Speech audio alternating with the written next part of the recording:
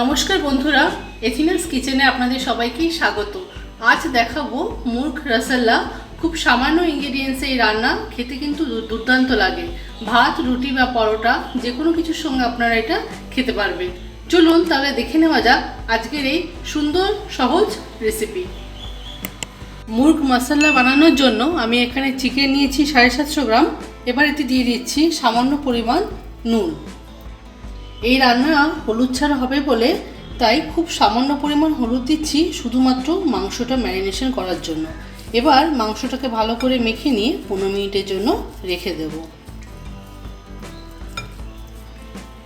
মাংসে নুন হলুদ মাখানো হয়ে গেছে, আমি এবার এটাকে ঢেকে দিচ্ছি 15 মিনিটের জন্য।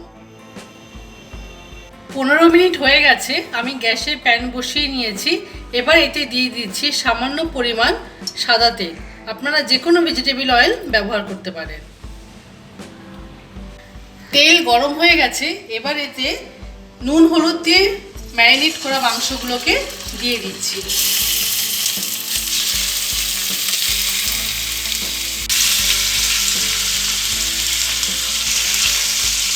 মাংসগুলোকে 5 থেকে 7 মিনিট একটু হালকা সাঁতরে নেব।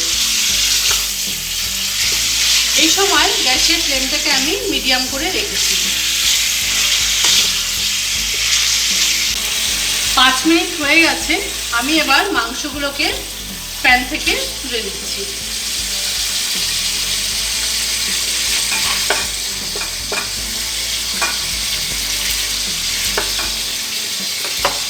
মাংস ভাজার বাকি তেলে এবার আমি দিয়ে দিচ্ছি 2 টেবিল চামচের মতন ঘি।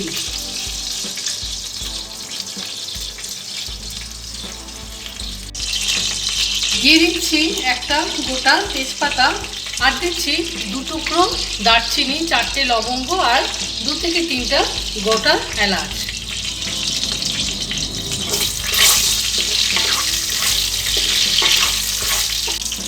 গরম মশলা খুব সুন্দর গন্ধ বেরোচ্ছে। এবার এতে দিয়ে দিচ্ছি 1 টেবিল চামচের মতন রসুন কুচি।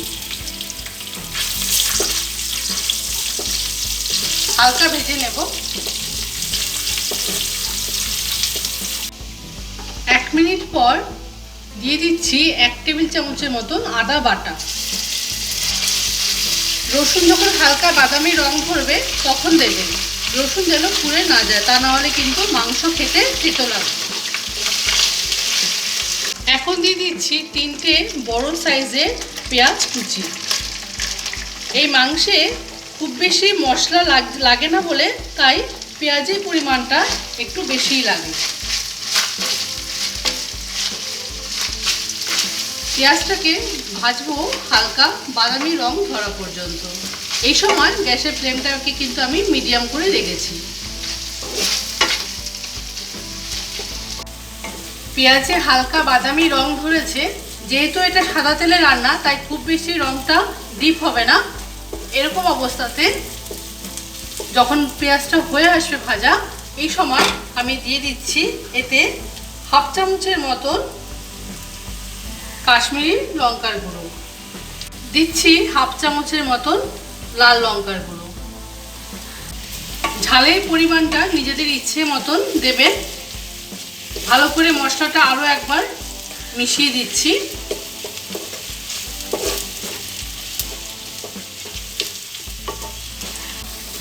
এক মিনিট পর ভেজে রাখা চিকেনগুলোকে দিয়ে দিচ্ছি। এই রান্না করতে খুবই কম সময় লাগে আর খুব সামান্য ইনগ্রেডিয়েন্টসে রান্নাটা কিন্তু খেতে খুব দারুণ হয়। চিকেনটা ভালো করে মিশিয়ে দিচ্ছি পেঁয়াজের সঙ্গে। ভালো করে নাড়তে হবে। এই সময় গ্যাসের ফ্লেম কিন্তু মিডিয়াম করে রেখে দিতে হবে।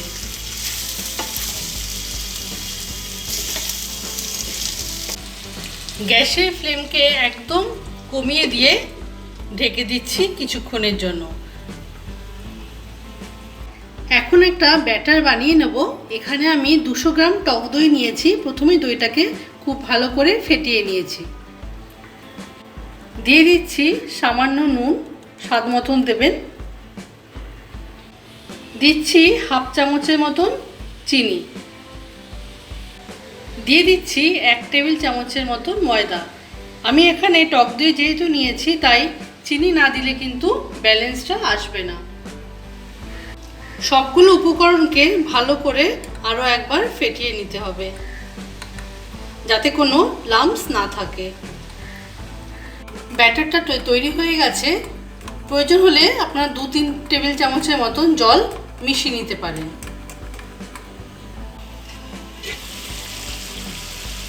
দশ মিনিট পর ঢাকা তুলে নিলাম।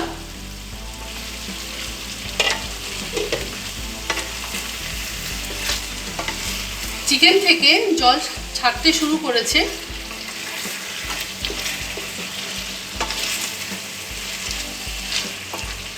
দেখুন চিকেন থেকে জল ছাড়তে শুরু করেছে। এবার আমি যে ব্যাটারটাকে তৈরি করেছি সেটা দিয়ে দেব।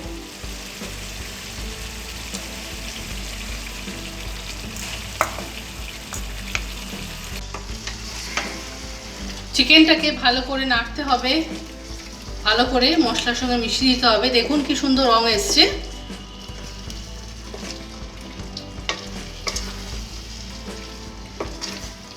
চিকেনে কোনো জল ব্যবহার করব না।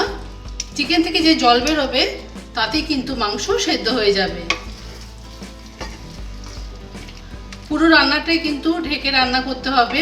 ঢাকা দিয়ে রান্না করলে মাংস আস্তে আস্তে সেদ্ধ হবে। দেখুন কি সুন্দর রংটা এসছে।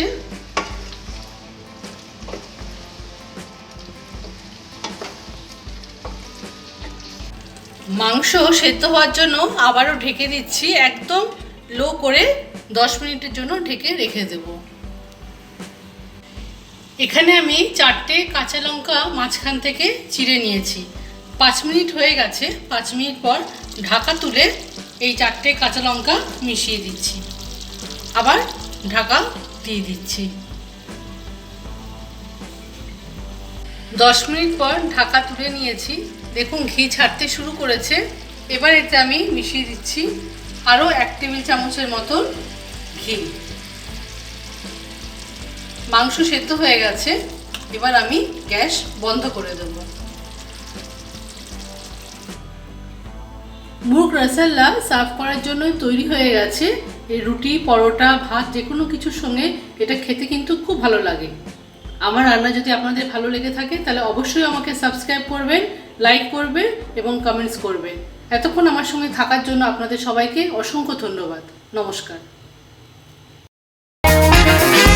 Thanks for watching. If you like our videos, please like and share.